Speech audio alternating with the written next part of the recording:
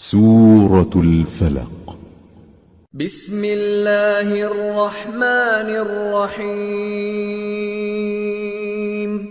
قل أعوذ برب الفلق من شر ما خلق ومن شر غاسق إذا وقب ومن شر النفاثات في العقد ومن شر حاسد اذا حسد.